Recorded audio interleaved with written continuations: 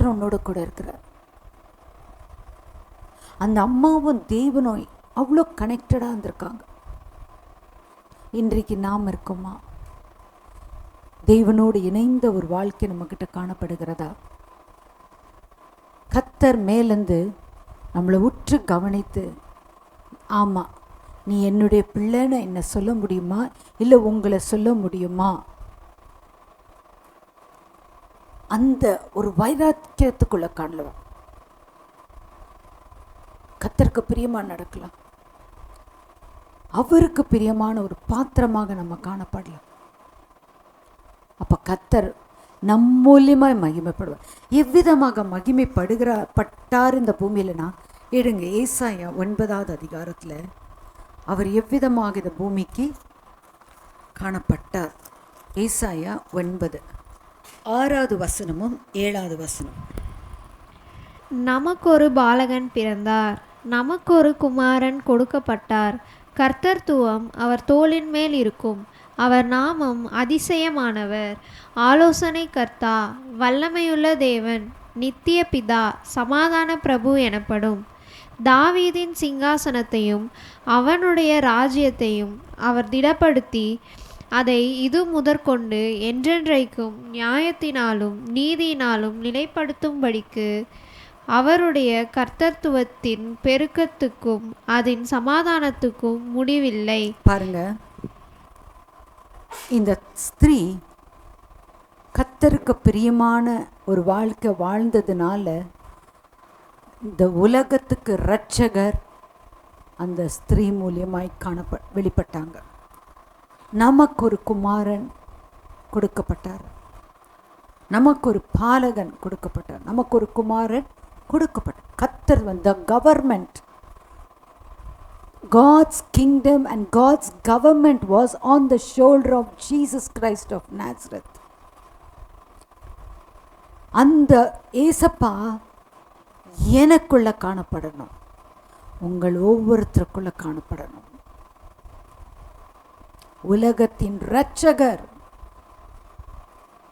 எனக்குள்ள இருக்கிறாரா? அவருக்கு பிரியமான ஒரு பாத்திரமா நான் இருக்கிறேனா? அப்படி இல்லை, நான் கேளுங்க ஆண்டவர் இடத்துல, ஆண்டவரே என்னை மாற்றுங்க, உமக்கு உகந்த பாத்திரமாக நீர் மாற்றுங்க. நீர் மரியாளை கண்டு அந்த ஸ்திரீ உமக்கு பிரியமாக நடந்ததுனால அந்த பாத்திரத்தை நீங்கள் எடுத்து உமக்குரியதாக நீங்கள் மாற்றினீங்களே, அதே போல் உம்முடைய ராஜ்யத்தின் சுவிசேஷத்துக்காக என்னை எடுத்து அவ்விதமாக மாற்றுங்க ஆண்டவரே. Use me Lord. மரியாள் சொல்கிறாங்க பாருங்க, அடுத்தது லூக்கா 1ஆம் அதிகாரத்தில் தொடர்ந்து வாசிக்கலாம். அவங்க சொல்கிறாங்க, இது எப்படி நான் ஆகும், நான் கல்யாணமே ஆகலையே. அவங்க ஜென்யூவன் ஆன்சர் தான் கொடுத்தாங்க. That's a apt answer. ஏன்னா கல்யாணம் ஆகலை, எப்படி நான் அந்த புருஷனை அறியாது இருக்கும்போது எப்படி நான் பிள்ளையை பெற முடியும்?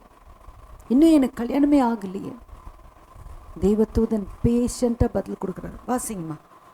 அதற்கு மரியாள் தேவதூதனை நோக்கி, இது எப்படி ஆகும், புருஷனை அறியேனே என்றாள். தேவதூதன் அவளுக்கு பிரதியுத்தரமாக, பரிசுத்த ஆவி உன்மேல் வரும், உன்னதமானவருடைய பலன் உன்மேல் நிழலிடும், ஆதலால் உன்னிடத்தில் பிறக்கும் பரிசுத்தம் உள்ளது தேவனுடைய குமாரன் எனப்படும். சன் ஆஃப் காட், அதாவது கேபிட்டலில் போட்டிருக்கு இந்த வார்த்தை, சன் ஆஃப் காட், தேவனுடைய குமாரன். இன்னைக்கு அந்த தேவனுடைய குமாரன் எனக்குள்ள இருக்கிறார், உங்கள் ஒவ்வொருத்தருக்குள்ள காணப்படுகிறார், இருக்கிறார். இந்த வசனத்தை கேட்கும்போது நம்ம உள்ளம் பூரிப்பாகும். எலிசபெத்தை பார்க்க போகிறாங்க மரியாள். எலிசபெத் வயிற்றில் இந்த குழந்தை துள்ளிட்டுறதுன்னு சொல்லி, இன்னைக்கு இந்த தெய்வ வசனத்தை படிக்கும்போது நம் உள்ளம் துள்ளணும். வல்லமையான வார்த்தையை கர்த்தர் கொடுத்துருக்கிறாங்க. நாம் கர்த்தருக்கு பிரியமான ஒரு பாத்திரமாக காணப்படணும், கர்த்தர் உபயோகப்படுத்துகிற ஒரு பாத்திரமாக காணப்படணும், குணசாலியான ஸ்திரியாக நான் வாழணும். இதனால் தேவனுடைய நாமம் என் மூலியமா, நல்லா தெரிஞ்சுக்கோங்க, ஒவ்வொருத்தரும் தங்களை அர்ப்பணிங்க. என் மூலியமா என் இயேசுவை நாமம் மகிமைப்படணும். அப்படி மகிமைப்படும்போது குமாரனாகிய தேவன் என் மூலியமா வெளிப்படும் போது பிதா சந்தோஷப்படுவார். பரிசுத்த ஆவியாகிய ஆண்டவர் நம் ஒவ்வொரு சத்தியத்தில் நடத்துவார்.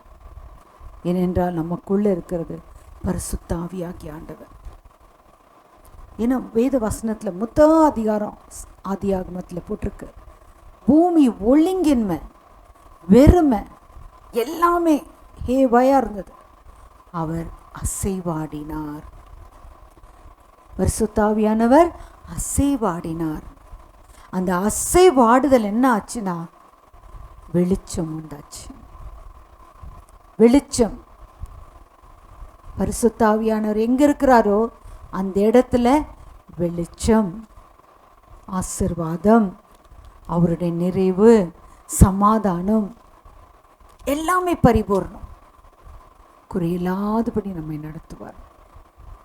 இந்த பூமியானது அவருடையது, தேவாதி தேவனுடையது, கர்த்தாதி கர்த்தருடையது, ராஜாதி ராஜாதி ராஜாவாதிய என் இயேசு மகா ராஜாவுடையது. அந்த ராஜாதி ராஜாவுக்கு உகந்த பாத்திரமாக நாம் காணப்படுவோமே ஆனால், நல்லா நினச்சிக்கோங்க, அவரால் விடமாட்டார். நம்மளை நமக்கு கிருபை கொடுப்பார், அவருடைய தயவை கொடுப்பார், மனுஷர் கண்களை தயவு கொடுப்பார். நம்ம கையிட்டு சரி எல்லாவற்றிலும் கர்த்தர் ஆசீர்வாதத்தை கொடுப்பார். நம்மை அனுதினமும் நம்மளை போஷித்து, நம்மளை உடுத்துவித்து, நம்மை நடத்தி, அவருக்காக உகந்த பாத்திரமாக நம்மளை வணைந்து தருவார். எத்தனை பெரிய பாக்கியம் பாருங்க. இதுதான் கர்த்தர் நம்மேல் வைத்திருக்கிற நோக்கம். கர்த்தருடைய பரிசுத்த நாமம் மகிமைப்படுவதாக. என் தேவனுடைய நாமமே மகிமைப்படணும். இப்போ நம்ம செய்கிற ஒவ்வொரு காரியமும் கர்த்தரை மகிமைப்படுத்துகிறதா? நம்ம பேசுகிற வார்த்தைகள், சிந்திக்கிற சிந்தனைகள் கர்த்தருக்கு பிரியமா இருக்கா? அப்படி இருக்குமானா நிச்சயமா அவர் நம்மளை வெட்கப்படுத்த மாட்டார், நம்மளை கைவிட மாட்டார். தெய்வ ஜனமே, இந்த நேரத்தில் நம்ம தாழ்த்தலாம். தேவனிடத்தில் குணசாலியான ஸ்திரீயை கண்டுபிடிப்பவன் யாருன்னு சொன்ன தேவன் லூக்கா 1ஆம் அதிகாரத்தில் அவர் கண்டுபிடித்தார். மரியாளை கண்டுபிடித்தார். அந்த மரியாளை கண்டுபிடித்து இந்த உலகத்தின் இரட்சகரே அந்த அம்மா மூலியமா உலகத்துக்கு வந்தார். இன்னைக்கு என் மூலியமா ரட்சிப்பு வார்த்தைகள் பூமி எங்கு செல்லணும்.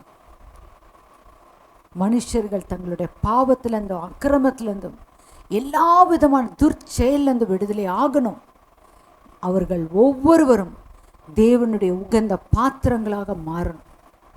அவ்விதமான ஒரு எண்ணத்தோடு நாம் காணப்படுவோமே ஆனால்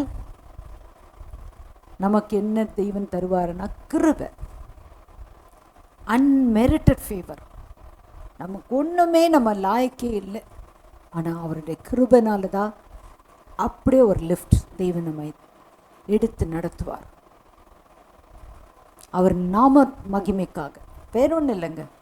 அவருடைய நாமம் நம் மூலியமாக மகிமைப்படணும். நாம் சிறுகணும், நம்மளை தாழ்த்தணும். மகிமைக்கும் கணத்திற்கும் ஸ்தோத்திரத்துக்கும் புகழ்ச்சிக்கும் பாத்திரனின் இயேசு ராஜா மட்டுமே. ஏனென்றால் அவர் நாமம் அதிசயமானவர், ஆலோசனை கர்த்தர், வல்லமை உள்ள தேவன், நித்திய பிதா, சமாதான பிரபு. அந்த சமாதானத்தின் தேவன் சீக்கிரமாய் சாத்தானை நம் கால்களுக்கு கீழே போட்டு மிதிக்க செய்வார். இது எப்போ? நம்ம கல்வாரின் சிலுவையின் அனுபவத்துக்குள்ள காணப்படும் போது. சிலுவையில் சுமந்து தீர்த்துட்டார், தலையை நசுக்கிட்டார். ஒவ்வொருத்தரும் அனுதினமும் நாம் அவனுடைய காரியத்தின் மேல் ஜெயம் பெறணும். இதனால மகிமை என் இயேசு ராஜாவுக்கு. கர்த்தருடைய பரிசுத்த நாமத்துக்கு ஸ்தோத்திரம் உண்டாவதாக. இந்த வேளையிலையும் கர்த்தர் அவர் வேதத்தை வாசிக்க தியானிக்க கர்த்தர் கிருபை தந்த தேவனுக்கு கொடான கொடி ஸ்தோத்திரம். நாம் ஜெபிப்போம். சர்வ வல்லமையுள்ள தேவனாகிய கர்த்தாவே, வானத்திலும் பூமியிலும் சகல அதிகாரங்களை உடையரா இருக்கிறவரே, இந்த நேரத்தில் எங்களை தாழ்த்துகிறோம் அப்பா. நாங்கள் குறைவுள்ளவர்கள் தான், எங்களுக்கு தெரியல. ஆனால் நாங்கள் எங்களை சரண்டர் பண்ணுறோம். நீங்கள் பார்த்துக்கோங்க ஆண்டவரே, ஆசீர்வதிங்க. கேட்ட ஒவ்வொருத்தரும் ஒரு மாற்றத்துக்குள்ளே காணப்படட்டும். Complete transformation. உண்மை போல் மாற்றுங்க ஆண்டவரே. ஒருத்தர் கூட கைவிடப்படக்கூடாது. இயேசு கிறிஸ்துவின் நாமத்தினாலே வேண்டிக் கொள்கிறேன் நல்ல தகப்பனே. ஆமேன், ஆமேன்.